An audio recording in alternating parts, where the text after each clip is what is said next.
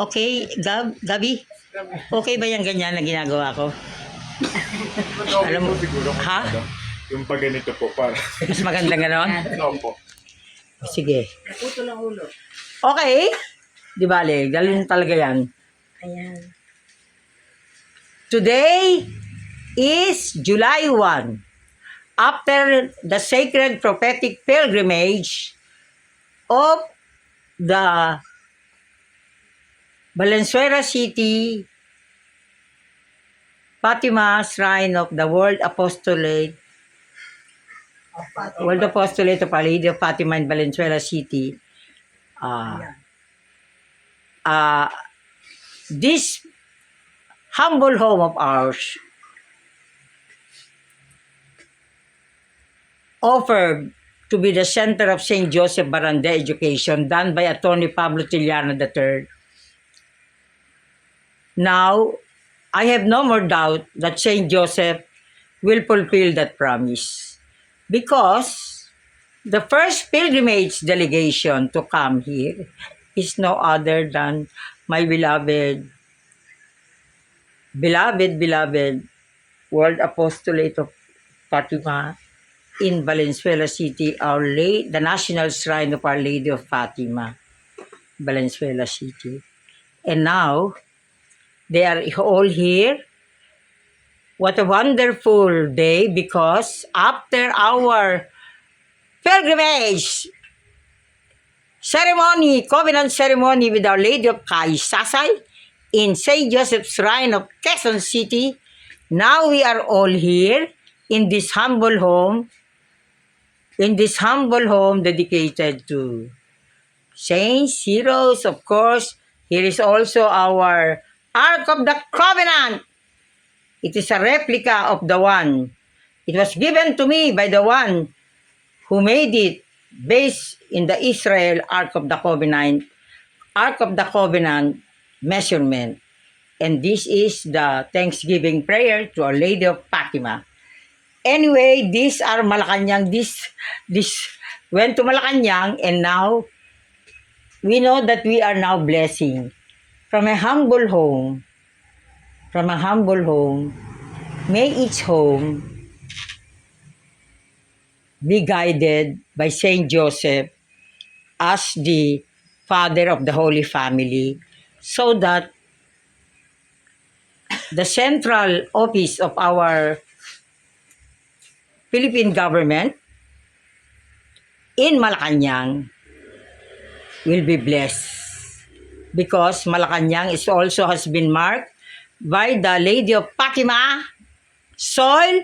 When Saint Teresa of the Child Jesus requested me to go there and the first to receive the Lady of Fatima's soil from Fatima, Portugal is no less than the ancestral home of President Ferdinand Edralin Marcos in San Juan residence.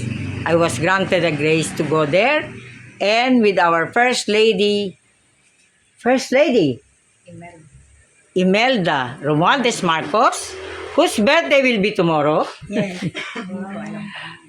We were able to put the sacred soil from Fatima, Portugal, Apparition, Fatima, Portugal, upon the instruction of Saint Teresa of the Child Jesus. So now, may we sing and by the way, this is Saint Joseph.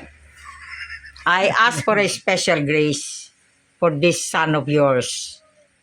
I know that you are the divine protector, divine provider. May the wish be fulfilled.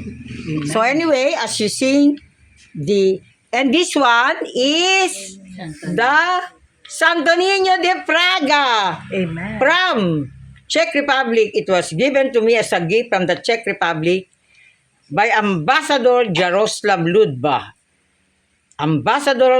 Philippine Ambassador, the Czech Republic Ambassador to the Philippines. So now, as they sing in our national language, Our Lady of Fatima, it can pass from one member to another. Wag na. Isayo na lang yan muna. Sa mahal mong alindog ay napakukupo. Basbasan niyo po sila. Ipakita landas ng ginhawa. Darasalin namin ina, rosaryo mo tuwina. Pangako mo ay You take my picture while I hold that. Kunan mo din ako, Gabi, para masama naman ako. Sige. Kunan mo ako. Sige, doon ka. Lahat kagisahin, inay huwag Kaya po ako sa tuwa. Say, ang Joseph. aming dalangin. Kami lahat ay ampunin at itong bayan namin. Pangako mo ay dugdin, hiling namin dinggin, digmaan ay pawiin, lahat Pakikunan mo nga yung may 10 commandments doon. Tsaka Lady of Lourdes. Sige. Ang aming dalangin, kami lahat ay ampunin, at itong bayan namin. Maraming salamat. Walang kapang salamat. May Saint Joseph and the Child Jesus from Czech Republic bless you all of you. Amen. Amen. Amen. Off mo na.